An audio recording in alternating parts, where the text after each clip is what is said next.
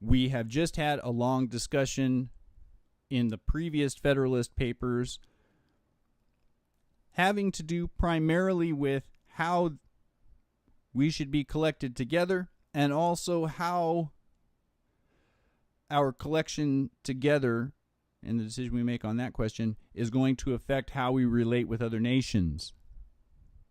Federalist 6, I think written by Hamilton, introduces a change in the sense that now we're going to talk about dangers from dissensions between states. Domestic convulsions. Once again, men are ambitious, vindictive, and rapacious. Terrible vision of human nature here.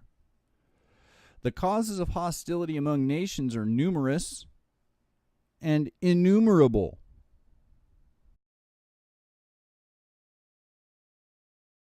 Momentary passions and immediate interest have more active and imperious control over human conduct than general remote considerations of policy, utility, and justice. So this is going to be an issue that we face just as human beings, that human beings by nature are more driven to act under the short term than under the long term. It takes a special individual to make the sacrifices necessary to succeed long term. There are more individuals who can live only for the short term. And also, too, that person who is capable of long-term thinking can make the decision to be motivated by only short-term concerns.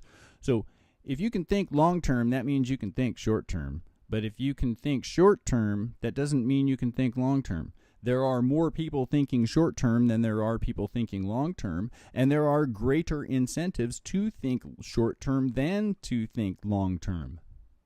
Many of these issues can be successfully managed by vesting natural rights the individual has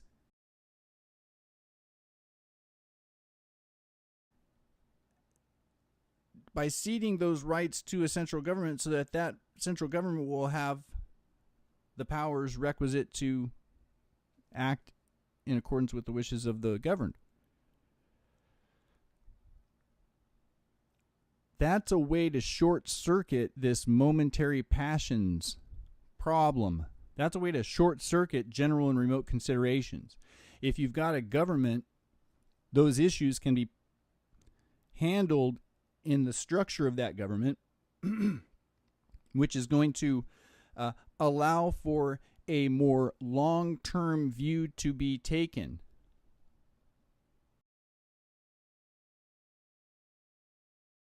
The author gives a diagnosis of America at the time of writing. The author's diagnosis is that the country was suffering under an extreme depression of national dignity, an extreme depression of credit, inconveniences from lack and ill administration of government.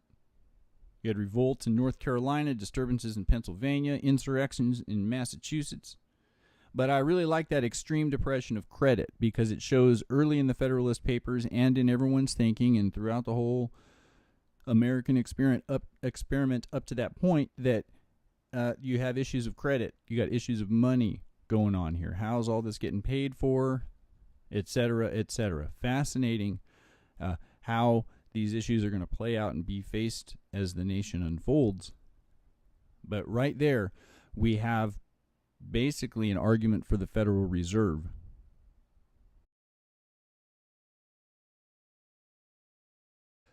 The vicinity or nearness of situation constitutes a nation's enemies, or national enemies, or natural enemies, whatever. The fact that you're next door to each other is going to be a cause for war. So there's going to be some kind of an intercourse there, whether it's for war or not. Bouncing off the idea of expulsing an invading force, our author tells us, and this is a wonderful piece, the author says that neighboring nations are naturally enemies of each other unless Common weakness forces them to league in a Confederate republic. Gives us a diagnosis of the problems that were being faced by the people in America at that time. Extreme depression of national dignity, extreme depression of credit, inconveniences from lax or ill administration of government, various disturbances.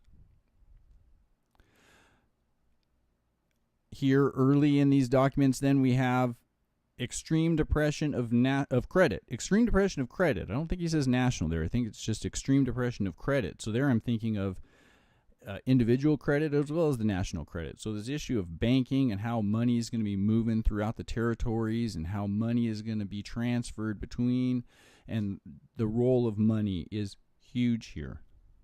But it's difficult to separate that out from this writing and from any of the other writings of the day. There's not enough data, and personal interests are too affected by issues of money to have people tell you the truth. The author continues, neighboring nations are naturally enemies of each other unless common weakness forces them to league in a Confederate republic. So this is the same idea of expulsing an invader.